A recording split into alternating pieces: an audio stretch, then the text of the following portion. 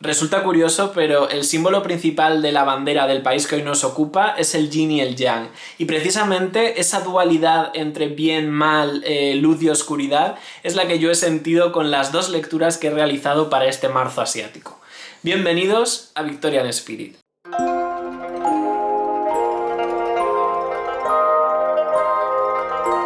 Hola a todos, soy Adrián, bienvenidos a mi blog Victorian Spirit. Hoy traigo al canal el resultado del Marzo Asiático 2022, lo que ha dado de sí para mí esta iniciativa, que como ya sabréis creó Almudena del canal Magrata Jostiernos hace ya unos cuantos años. Cada año se suma más gente y es una muy buena oportunidad de salir un poco del circuito literario occidental, por así decirlo, y sumergirnos en otras latitudes, en otras literaturas, en otros autores. Y bueno, el hecho de que cada vez se sumen más gente y que cada vez seamos un poquito más expertos en esta iniciativa, pues hace que afloren muchos más títulos, muchos más autores, y de verdad que es una muy buena oportunidad para conocer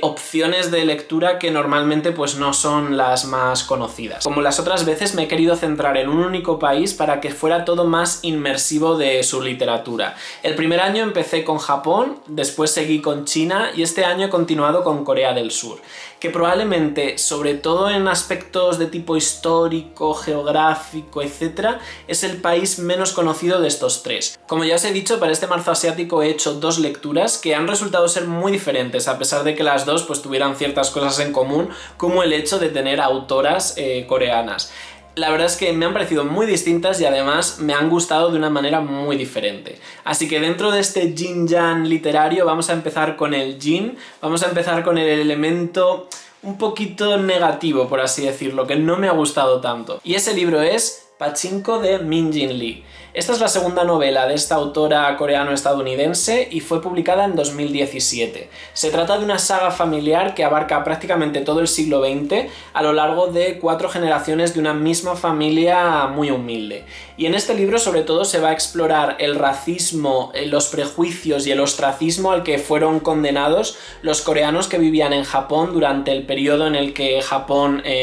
ocupaba Corea, y no solo en ese periodo sino también en los años posteriores, es decir, también cómo afectaba a esos descendientes de coreanos que ya habían nacido en Japón. Y es que precisamente una de las motivaciones de la autora para escribir este libro fue indagar en ese sentimiento de sentirte siempre el otro, el extraño, el extranjero, incluso en tu propio país. Y sobre todo cómo afectaba en aquellas etapas clave de desarrollo psicológico, como es el caso de los niños, porque uno de los aspectos que aquí se aborda con bastante profundidad es ese bullying al que estaban sometidos los niños coreanos que estaban escolarizados en Japón y que bueno, pues nunca llegaban a encajar porque constantemente les recordaban sus orígenes. En un primer momento esta novela se iba a llamar Patria, pero la autora decidió cambiarlo por el nombre de este popular juego coreano, que es una mezcla entre un pinball y una máquina de perras, y el motivo fue que durante todas esas entrevistas que ella mantuvo para documentarse para esta novela se dio cuenta de que el pachinko había sido una constante en casi todos los testigos con los que había hablado, porque realmente era uno de los pocos negocios a los que se podía dedicar un coreano en Japón. Y es que hasta los años 90 en Japón no se podía contratar a coreanos para determinados puestos de cierta responsabilidad, como pueda ser un maestro o una enfermera. Hasta ese punto llegaba la crueldad y el nivel de segregación que sufría esta población en Japón. De hecho, los descendientes de coreanos, a pesar de haber nacido en Japón, cada cierto tiempo tenían que renovar su permiso de residencia en el país, porque ni siquiera eran considerados ciudadanos de pleno derecho y entonces constantemente tenían que renovar su estatus legal en el país. La verdad es que estamos familiarizados con otro tipo de situaciones de segregación que quizá nos han pillado un poco más cerca, como pueda ser el apartheid de Sudáfrica, pero digamos que lo que aquí se describe, esta situación de los coreanos en Japón, es bastante equiparable, igual de cruda y por supuesto mucho menos explorada. Así que en ese sentido creo que este libro es muy interesante. Creo que te abre los ojos a una realidad que probablemente muchos no conocíamos. Por eso toda la parte social e histórica de la novela me gustó bastante. El grado de segregación que sufrían estos coreanos, el hecho de que vivían prácticamente en guetos y que no se relacionaban con los japoneses a no ser que fuera estrictamente necesario, es decir, todos los negocios que podía haber en una ciudad normal tenían que estar desdoblados para que pudiese haber una versión coreana de farmacia o de cualquier servicio básico, porque una farmacia japonesa no iba a atender a clientes coreanos. Es decir, es todo muy loco lo que nos explica esta obra, y la verdad es que descubrirlo a mí me gustó mucho porque, pues eso, soy curioso por naturaleza y me descubrió algo nuevo. ¿Qué es entonces lo que no me gustó de esta obra? Que no la encontré suficientemente auténtica. Digamos que cuando yo participo en el marzo asiático lo hago con el deseo no solo de sumergirme en otros países y en otras culturas, sino también en otras tradiciones literarias, en otras maneras de narrar, en otra forma de contar historias. O por lo menos es lo que a mí me gustaría encontrar. Y es que a mí me parece que esta novela sigue al pie de la letra la fórmula del bestseller intergeneracional, en el que prácticamente lo único que cambia es el contexto social e histórico, pero el tipo de trama, el tipo de personaje, el tipo de premisa es siempre muy parecida. Esa historia de chica inocente que confía en el hombre inadecuado y necesita toda una vida para redimirse de ese momento, digamos que lo he visto ya en demasiadas otras novelas de otras latitudes, y por eso creo que más allá de las referencias a la comida, a la vestimenta, a la cultura coreana, no me ha parecido un libro muy coreano. De hecho, creo que la parte estadounidense de la autora pesa bastante más en esta historia y en la manera en la que está contada. A esa falta de autenticidad yo le añadiría además que es una obra que va de más a menos, porque como suele pasar muchas veces con las sagas familiares, y eso no solo es culpa de este libro, creo que las vidas de los primeros integrantes de la familia suelen ser siempre mucho más interesantes que las de los últimos. Y yo con este libro lo vi bastante claro. Las dos primeras generaciones tenían unas vidas que daban mucho de sí, que digamos que me aportaban muchísimo a nivel de, pues eso, de conocimientos históricos, sociales, una realidad distinta a lo que yo podía conocer. Pero según va avanzando Japón, según va avanzando la historia, digamos que todo va convergiendo hacia una situación un poco más similar a lo que hoy en día podemos conocer, pues el Japón de los años 90 no es algo tan desconocido, y de repente la vida de esos descendientes de los protagonistas del principio de la novela ya no me resultaban tan interesantes. De hecho, hay un momento en el que la novela pasa de ser casi una novela histórica a convertirse más en una especie de melodrama, un poco telenovelesco, y yo ahí la verdad es que perdí bastante el interés. Así que bueno, estas dos cosas unidas han sido lo que han hecho que para mí este fuera el yin del marzo asiático. Aún así debo concederle a este libro una cosa, y es que a pesar de lo largo que es, se lee muy bien porque, bueno, precisamente por esa fórmula de bestseller, es un libro que engancha bastante.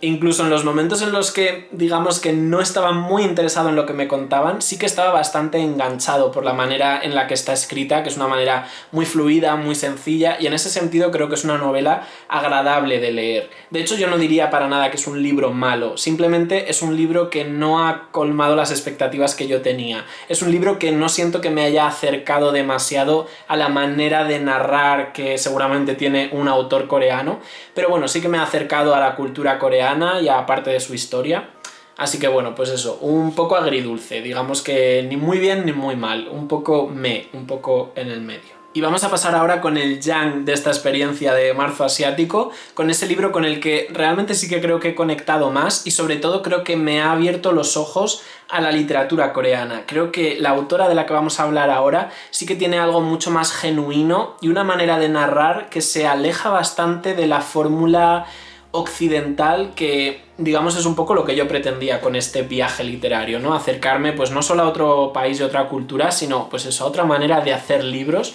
Y creo que aquí sí que acerté mucho más. Os voy a tener que mostrar en pantalla la cubierta porque el libro pertenece a la biblioteca municipal de mi barrio y ya lo tuve que devolver, que es Actos Humanos, de la autora surcoreana Han Kang, que es una historia que fue publicada de forma serializada en un blog literario entre finales de 2013 y principios de 2014, y una vez que fue publicado ya se editó en forma de un único tomo, y es el libro que hoy en día se lee y que nos ha llegado. Este libro se centra en la sublevación popular que se vivió en la ciudad de Gwangju en mayo de 1980 y la terrible represión que sufrieron muchos jóvenes estudiantes por parte del ejército, y la matanza que provocó, una matanza de miles de personas, una auténtica barbaridad. La autora se interesó por este tema a raíz de que su padre, cuando ella era joven, le enseñara un álbum de fotos que, bueno, pues estaba dedicado a esta matanza, y digamos que fue una historia que de alguna manera la obsesionó hasta que finalmente se decidió a escribir un libro sobre ella. Aún así, a pesar de ser un hecho importante para la historia de su país y un hecho que desde luego le tocó la fibra sensible,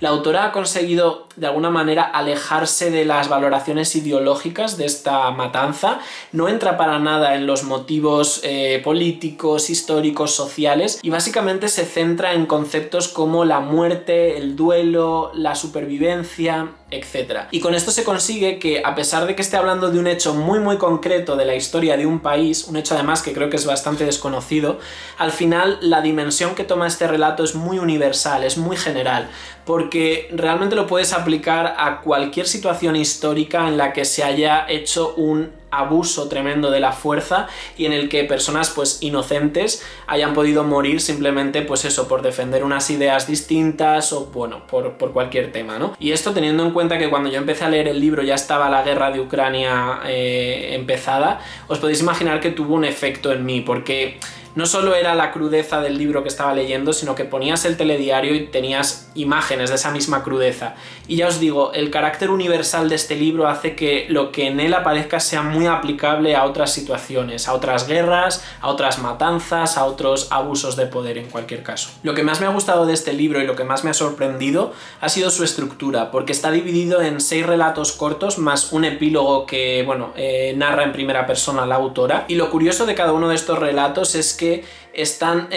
presentados por un narrador distinto, en épocas distintas y con estilos bastante distintos. El único hilo conductor, además de la propia matanza, es el hecho de que todos estos personajes, estos 6 narradores distintos, están relacionados con un joven en particular que murió asesinado durante la revuelta. Me parece que es una forma muy original de mostrarnos muchos puntos de vista distintos respecto a un mismo acontecimiento, y esto nos permite, como ya os decía, indagar en aspectos un poco más generales. En vez de centrarnos solo en el hecho en sí, podemos explorar un poco cuáles son las consecuencias que ese hecho tiene en la vida de distintas personas, cómo les afecta a lo largo de los años,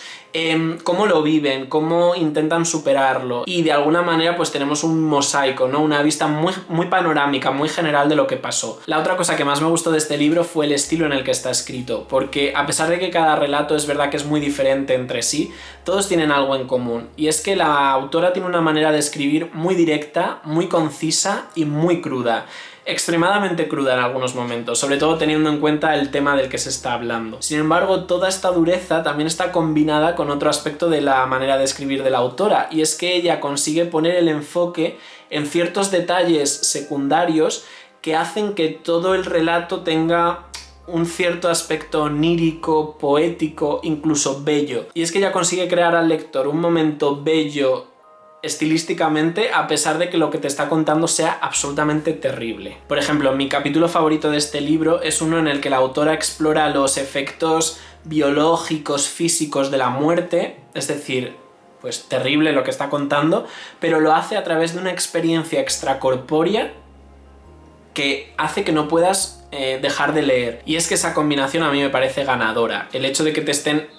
describiendo con todo lujo de detalles procesos terribles derivados de la muerte, pero que te lo hagan desde un prisma que es que no puedes ni parpadear, no puedes quitar el ojo, porque lo que te está contando no solo te conmueve, sino que te parece bellísimo. Y yo creo que eso es precisamente lo que más va a perdurar en mí después de haber leído esta novela. Yo tengo algunas escenas que las tengo ya grabadas a fuego en la mente, y es precisamente porque, aunque la autora huye de cualquier elemento de tipo lacrimógeno, realmente tiene tu corazón en un puño desde el principio. Y lo hace con mucha sinceridad, con mucha honestidad, porque precisamente lo que te conmueve es la crudeza, la realidad, la pura realidad de lo que te cuenta, sin ningún tipo de adorno, sin ningún tipo de valoración. Y el efecto es aún más intenso teniendo en cuenta que estamos hablando de una muerte muy dramática y muy traumática. De hecho, la propia autora reconoce que hubo días durante el proceso de creación en los que no pudo escribir más de 3 líneas seguidas debido a la intensidad emocional y a la inmersión a la que estaba sujeta con todo lo que estaba contando. O sea que si para ella misma era una experiencia sobrecogedora, os podéis imaginar que para el lector no se queda atrás.